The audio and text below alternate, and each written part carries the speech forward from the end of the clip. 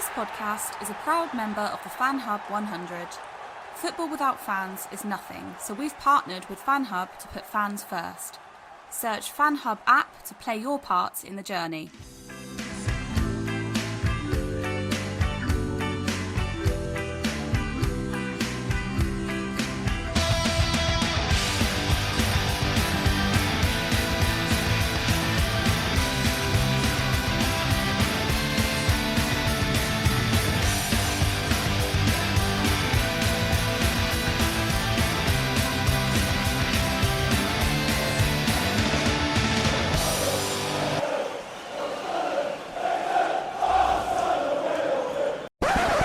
Welcome back to another Mackem in the Middle podcast, and that could be the last time I say that because we have finally lost the game, unfortunately.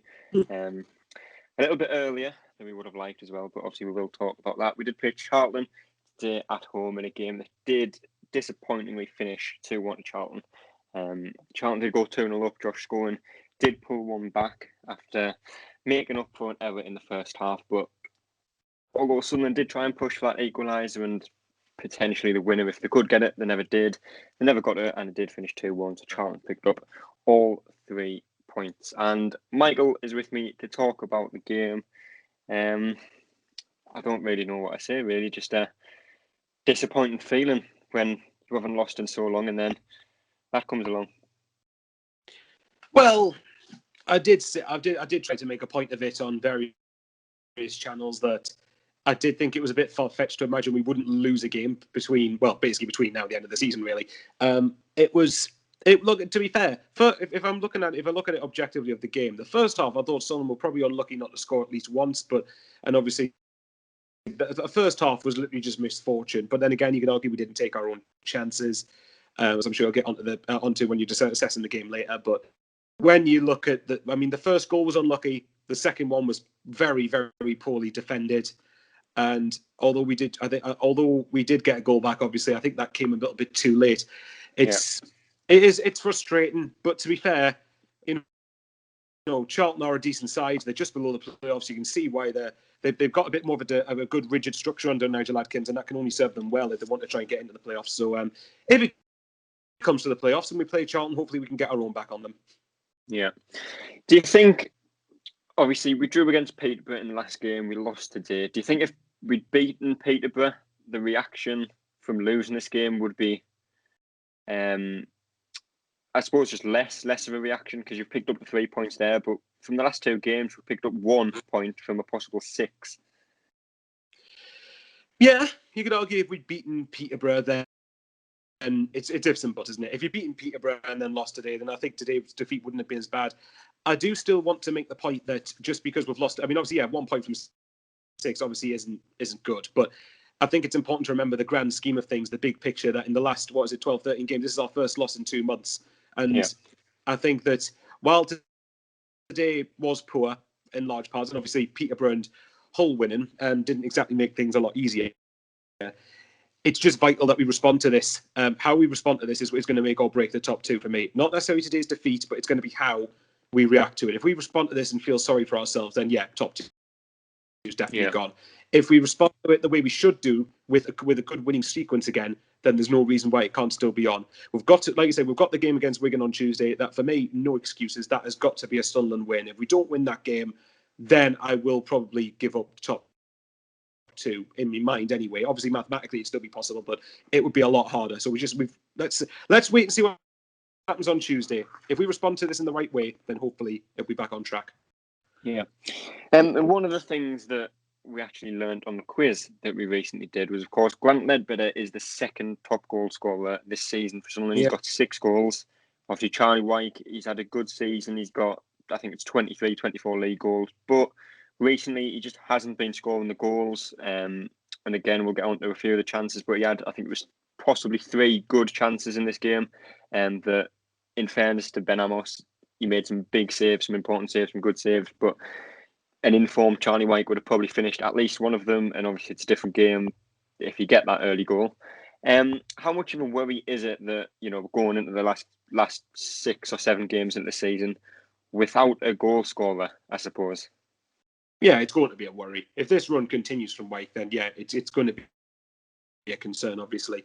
Wyke, obviously, I mean, Wyke's had a brilliant 2-3 months, and then I think everything seemed to everything that could go for him went for him. Well, I don't know what it is now.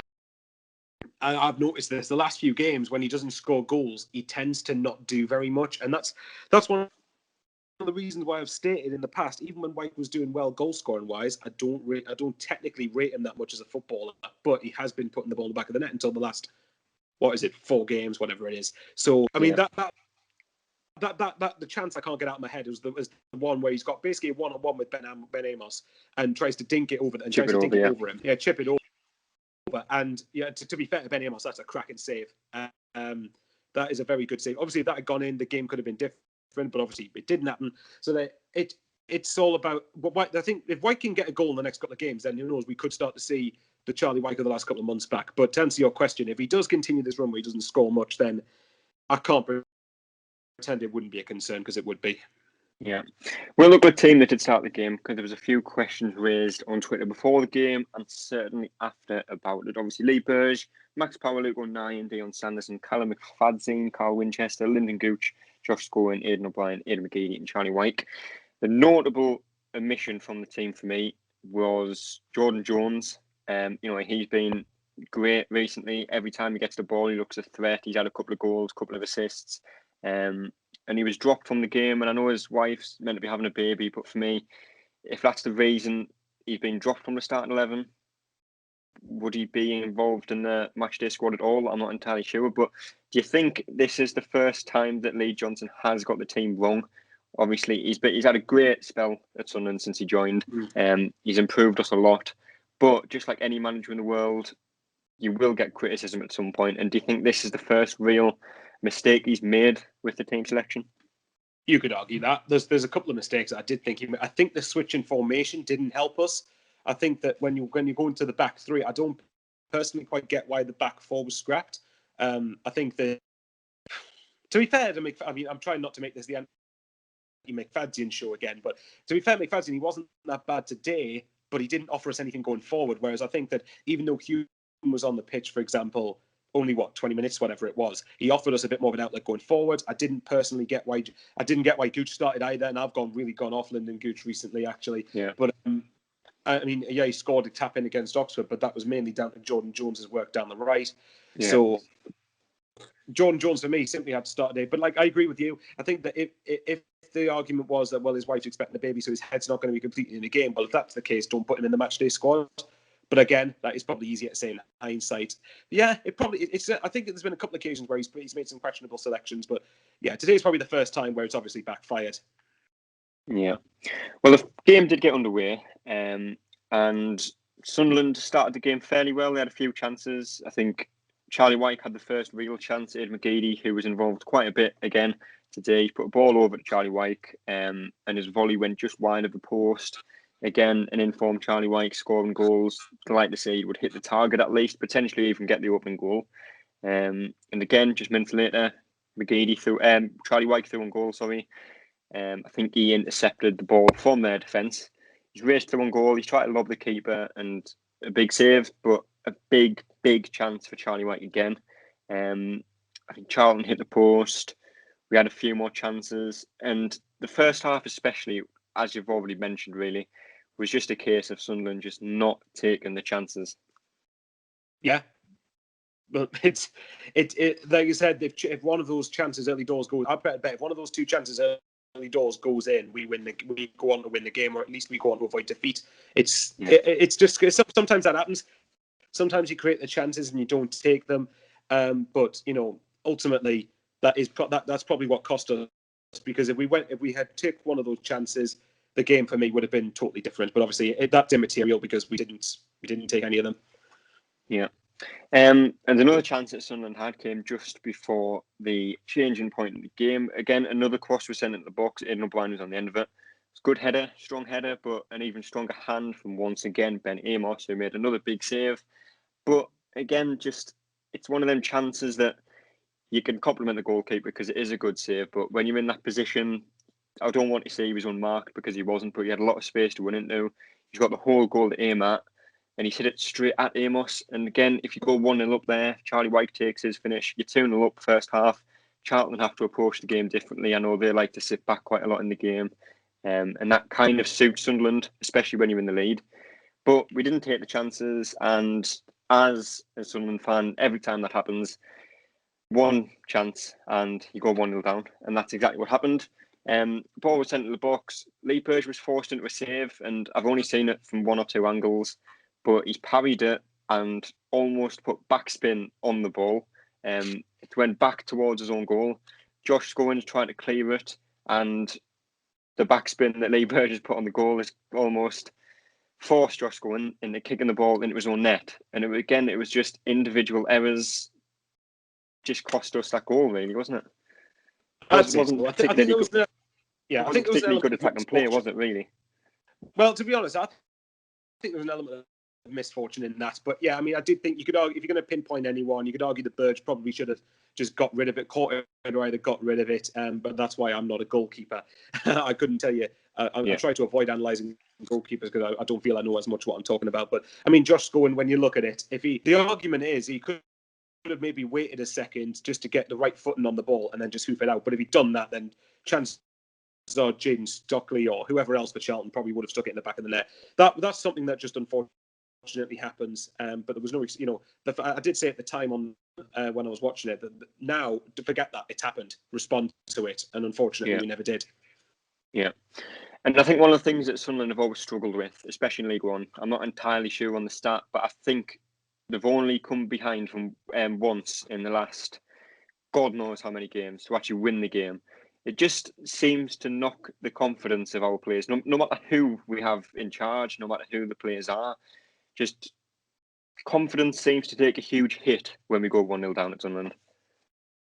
For me, I think over the last few games, though, I don't think there's an excuse for that, because we went 1-0 down against Oxford and came back to win the game, albeit the red card probably did help us in that situation. We went 1-0 down away at Peterborough and we came back to get a draw. So if the confidence is still getting knocked when you go behind, then for me that's poor, because the last couple of games, to be fair to us recently, we haven't been going behind very much. You look at it, went 2-0 down at Crewe, came back to get a draw there when we definitely didn't deserve it.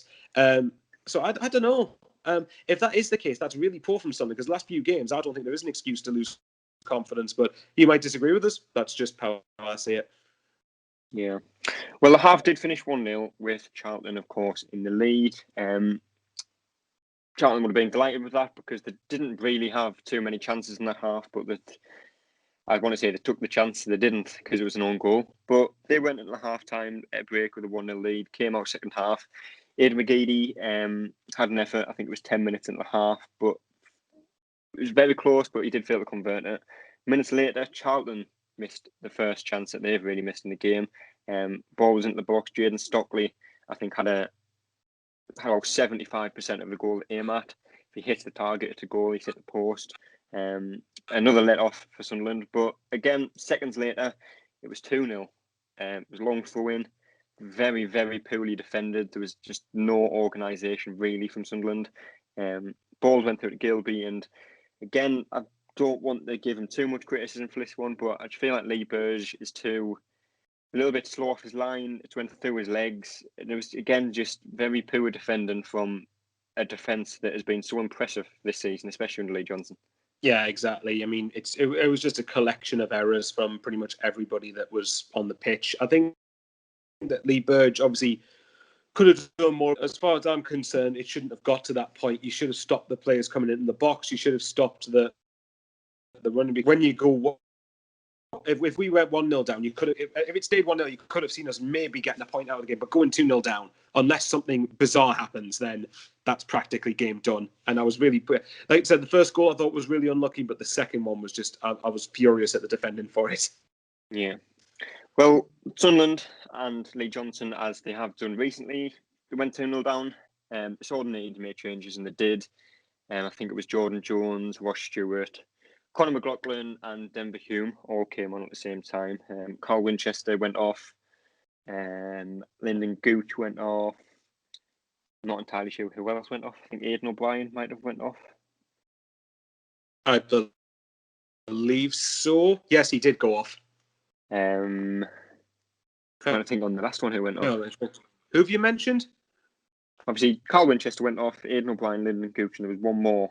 Conor McLaughlin came on for... Actually, that might have been Winchester, wasn't it?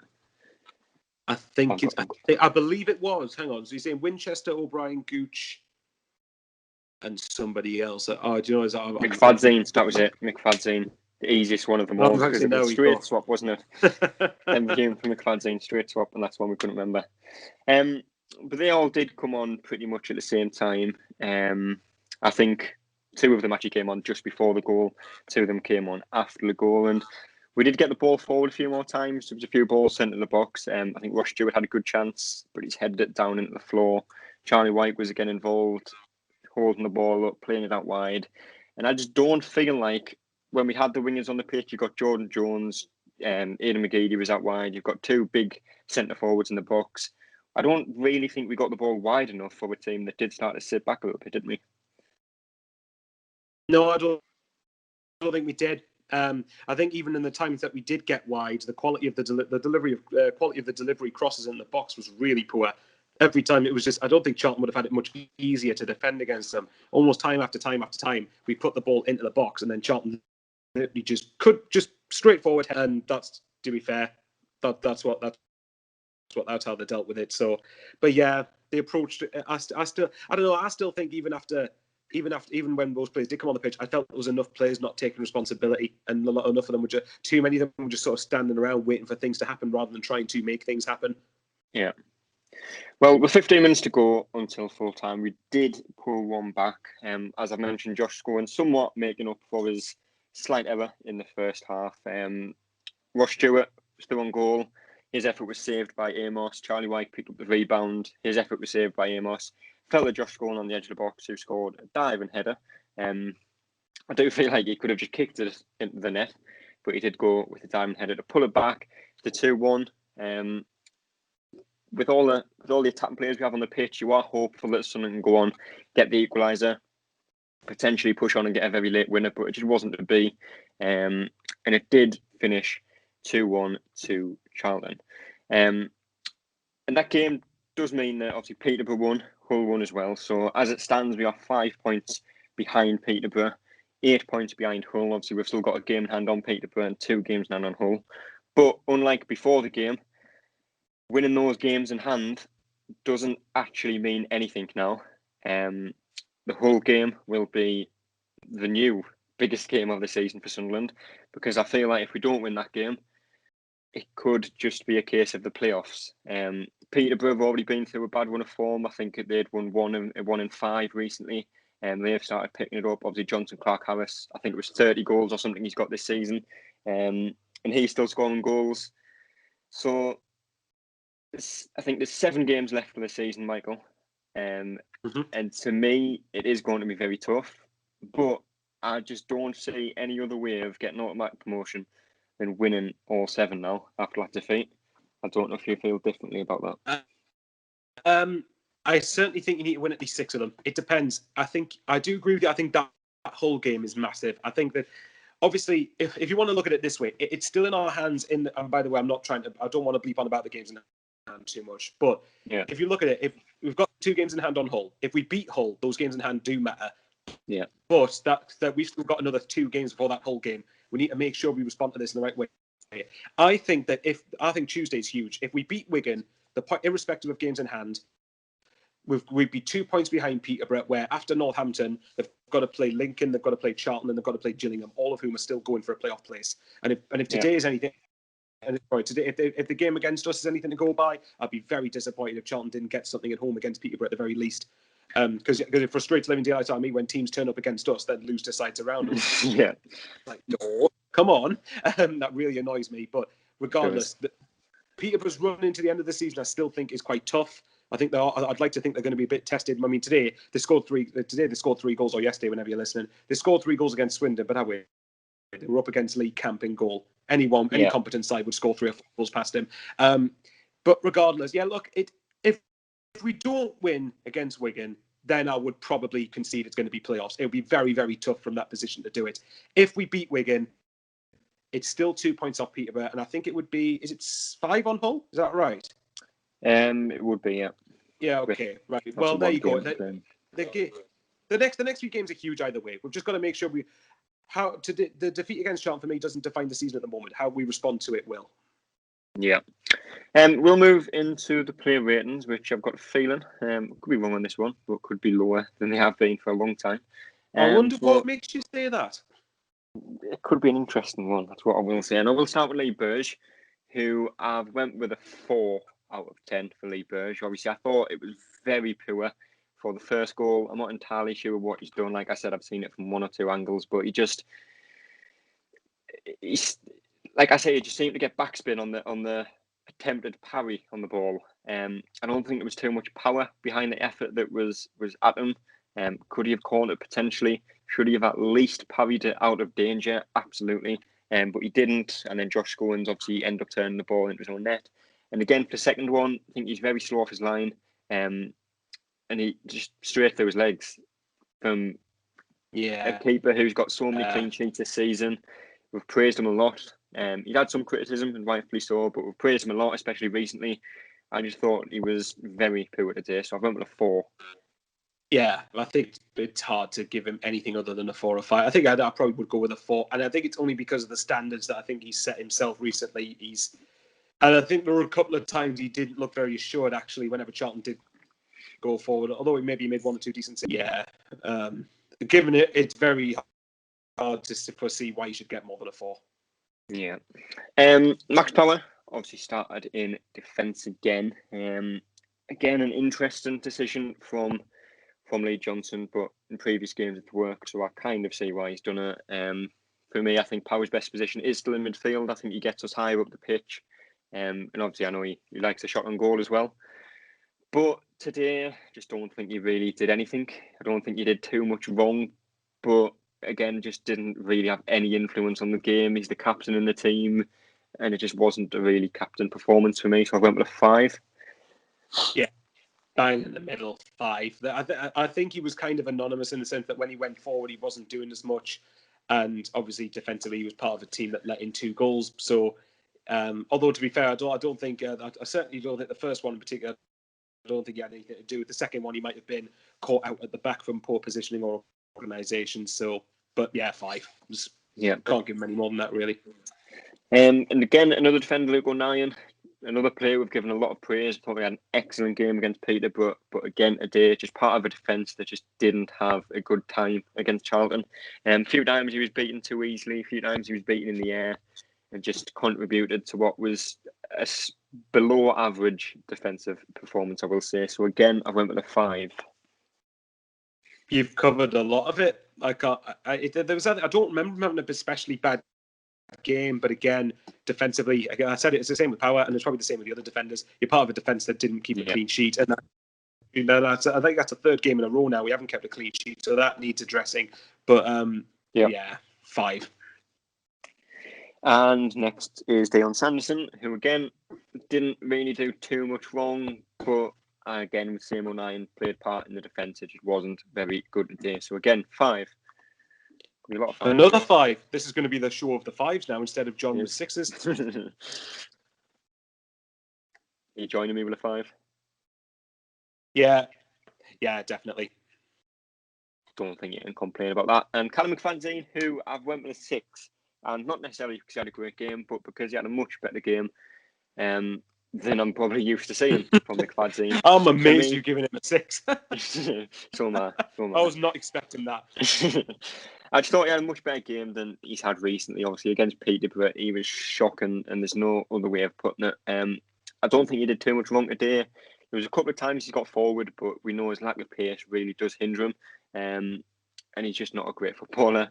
For me, I think Denver Hume still should have started that game. I know a lot of people said the same thing, and he has to start on Tuesday. And I know Lee Johnson won't be listening to this, but start Denver Hume on Tuesday if we are to win the game. But 6 out of 10, Callum Mcfanzin. Yeah, I'll probably go along with 6. I think for Mcfanzin level, it's a 6. I think for Mcfanzin, he did all right.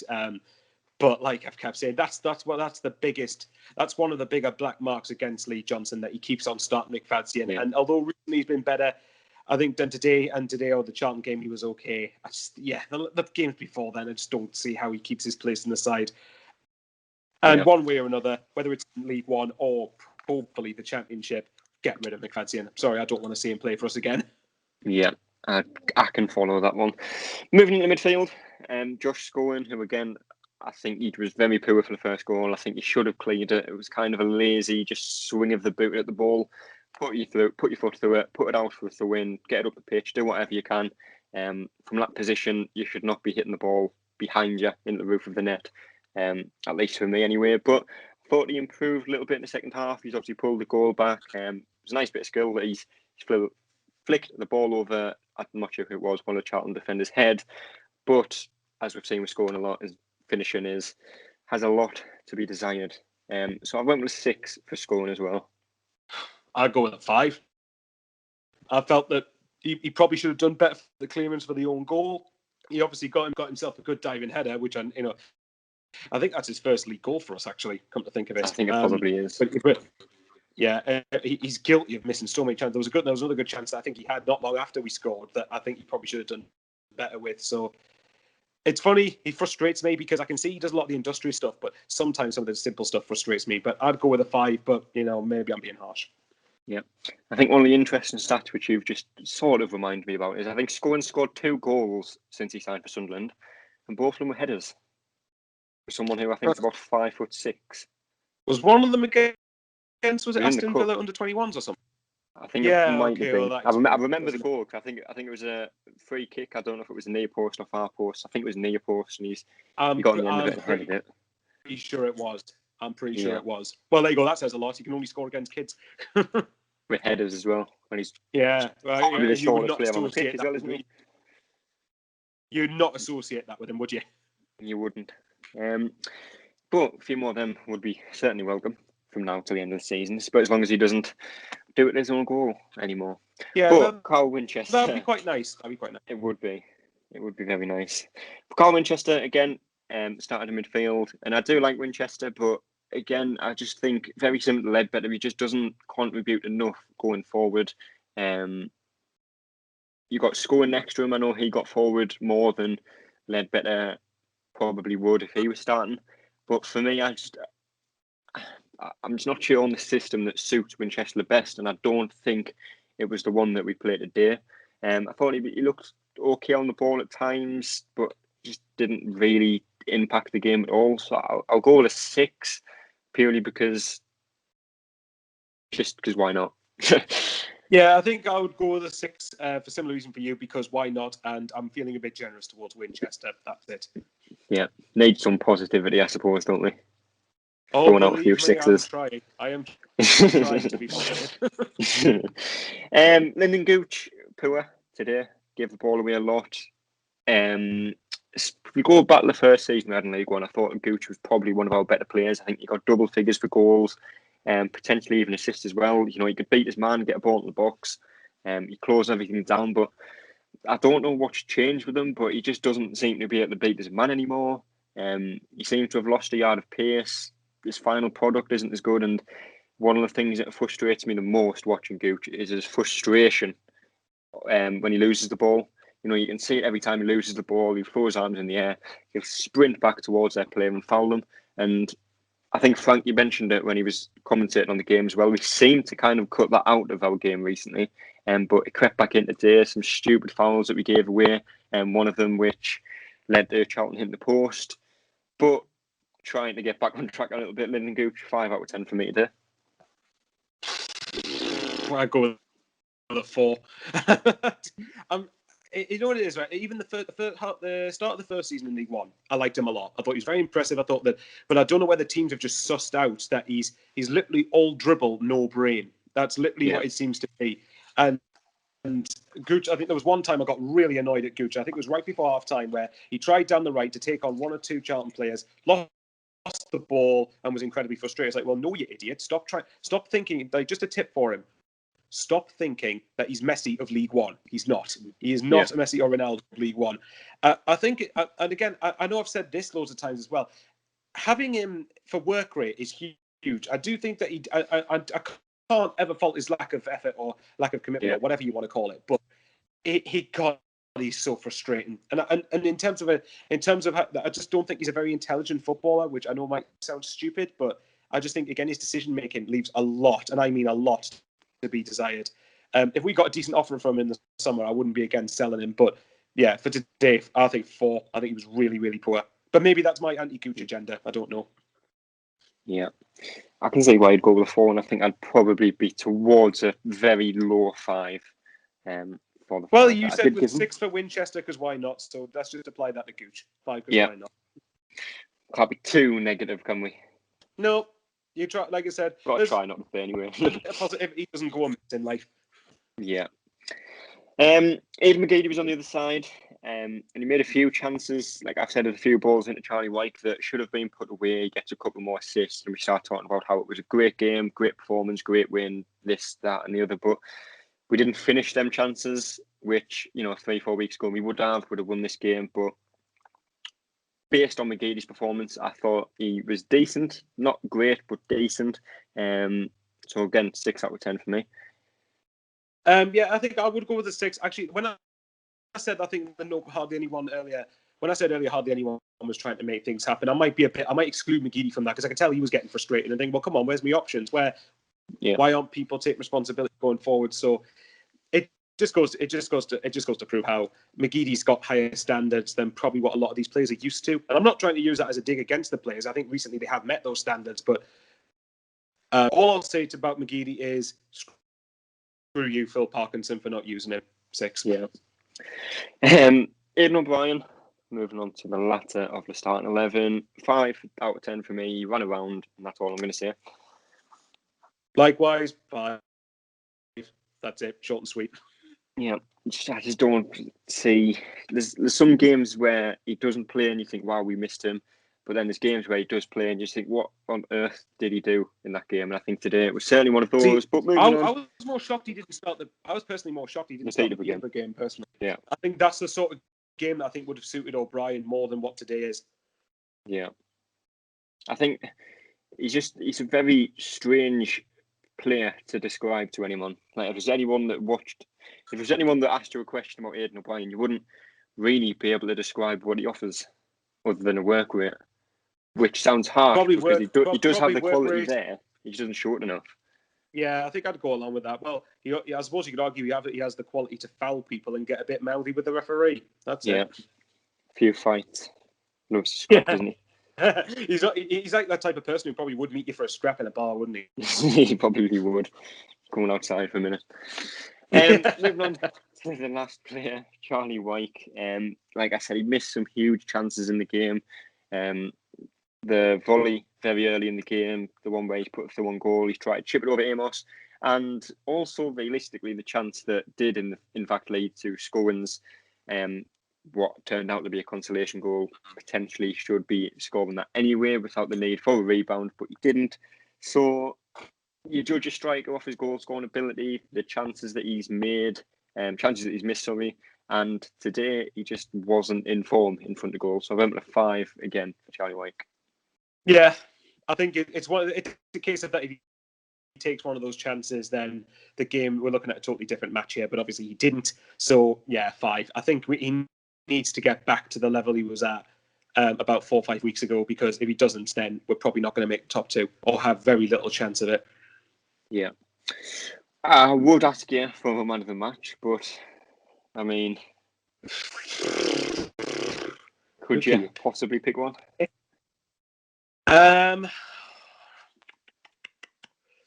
Okay, do I have to go with a Sunderland player? Yeah. Are you thinking Ben Amos? That's who I was thinking. Yes, I was thinking. Okay, for the game in general, Ben Amos. From a Sunderland perspective, okay, I'm going to go with McGeady, but it's only because I've got to pick somebody.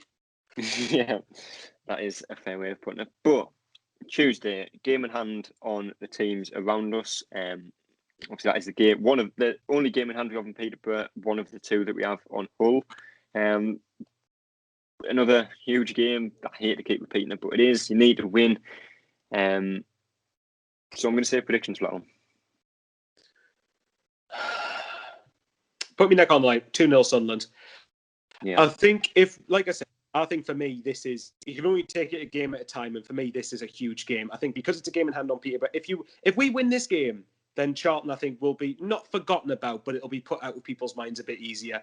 You win the game, it's back on track. If we fail to win the game, however, then I can't see us getting top 2 from that. Yeah. Do you think it is simply a case of win this game, we have a chance, and don't win this game, and we prepare for the playoffs? If we don't win, we have every chance if we do win. Yeah. I think that's the way I'd describe it. Yeah. It is another huge game.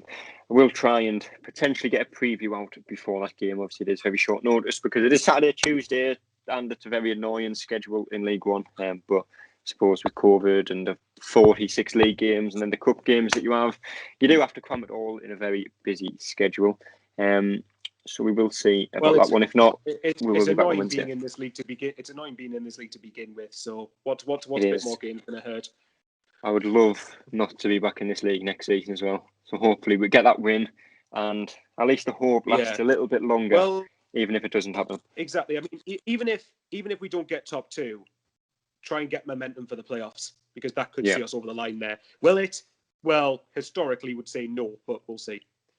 And that Charlton 3 points could mean that we do potentially play Charlton in the playoffs, if that's how the season pans out. Let's hopefully get one over on them if that happens. We do. Our Wembley voodoo is over now. Obviously, we did beat Tranmere. So I suppose that's slightly more of a confidence booster if it was to go to that. But we're not going to be thinking about that because we're going to smash Wigan on Tuesday. We're going to smash Hull when we play them. We're going to win every game of the season. And we're still going to win the league, aren't we, Michael? Of course. Why not? Let's be positive. Absolutely. But that is all we have time for today. Appreciate you coming on again, Michael. Thanks for listening to my rumbling on. As I've said, we'll try and get a preview out for the Wigan game in due course. If not, we will be back at some point, potentially, well, it will be on Wednesday, potentially Thursday, to talk about the Wigan game.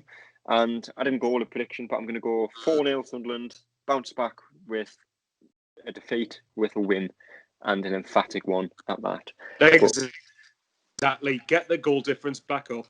Yeah, get the rave on. That's what Jordan would say. I love it. But until then, we will see you later. That's all, folks.